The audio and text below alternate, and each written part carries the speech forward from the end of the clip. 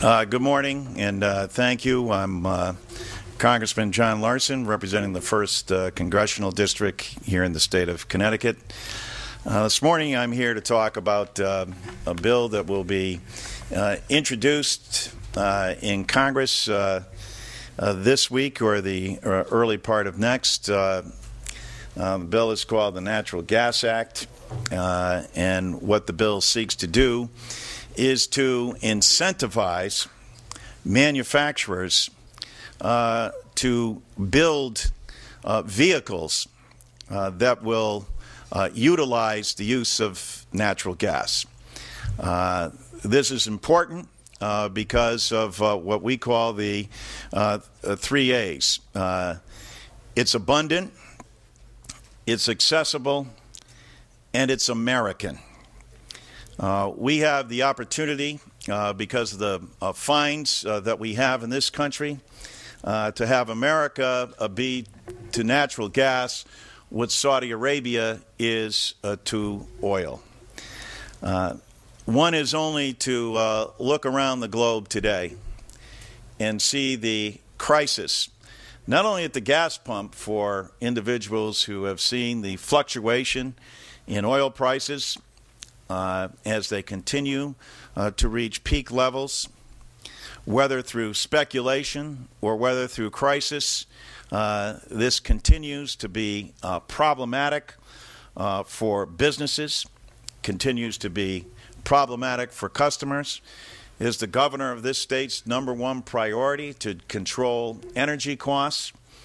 And I believe that one of the specific ways to do that is to embrace a plan where we know we have more than 100-year supply of natural gas, that we know that we have the ability and accessibility to get that gas, and that it's American.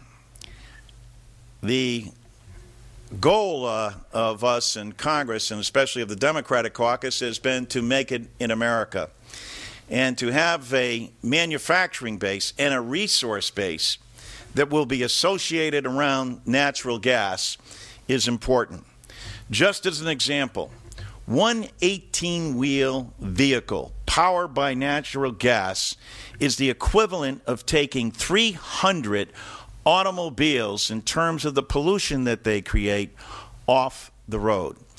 It's more economical, way more economical than diesel, as you can see from the charts here, and also in terms of its efficiency in kilowatt hours, what it takes to produce those costs. But let's look at it from another perspective, and certainly one that should be evident to all of us. As events unfold in Libya and throughout the Middle East, to wean ourselves off a dependency on foreign oil has got to be something that's #1 in terms of prioritization for energy. It is not lost on any American that the deployment of our troops and the entanglements that we find ourselves in throughout the Middle East and now in Africa as well, at its source, is an economic issue and our dependency on foreign oil.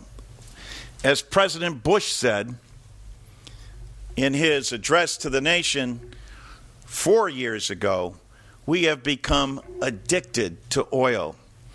This is a way for us to rid ourselves of an addiction, to create jobs here in this country, to come up with an alternative energy source that's abundant, that's accessible, and it's ours, that helps drive our economy and detangle us from the foreign policy issues that can be so disruptive. The facts are clear. We consume 24% of the world's oil. We have 4% of the world's population. We only have 2%, even if you were to include the AMWR, in terms of oil reserves available to the United States. We have more than 100 years supply of natural gas accessible to us. And we now have the new technology with all the precautions that will be needed with respect to fracking. But we have that technology, we have the science, we have the innovation, and it'll be a jobs creator. That's why on a nonpartisan basis we're introducing this legislation. I'm proud to be joined by my Republican colleagues on the Ways and Means Committee, Kevin Brady, and on the Commerce Committee, John Sullivan, who from Oklahoma, and Kevin Brady from Texas, who will be introducing this legislation that we've sponsored over the last several years. But I feel very good about the prospect of this legislation passing. I think Americans are increasingly understanding this, and also that we've had a national champion in terms of Boone Pickens, who has enlisted a grassroots army in terms of making Americans aware of what we need to do. Quite simply, we've got to stop exporting American dollars abroad. We want to change the trade deficit and the deficit that exists for this country and other nations. 2/3 of that comes from our dependency on foreign oil. That's why we're dropping this bill this coming week, and that's why I'm a proud supporter of it. I thank you for coming, and we'll take questions at this time. What's the outlook for it? Obviously, it didn't reach a vote last session. What are some of the obstacles? Well, it reached a vote. Several parts of the act were contained in the energy bill that passed the House of Representatives that was not taken up by the Senate. The bill will be raised in the Senate simultaneously as well, again on a bipartisan basis. So we think that there's a great opportunity. I would point out that last year the parts of this bill that were included were attached to the climate change and global warming, something that is a very clear problem that the nation faces.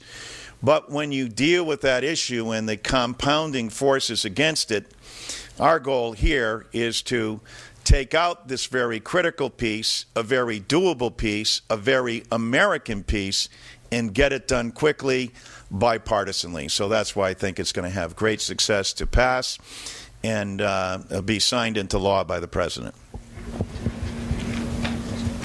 And with that, I thank you very much, and thank you for participating this morning.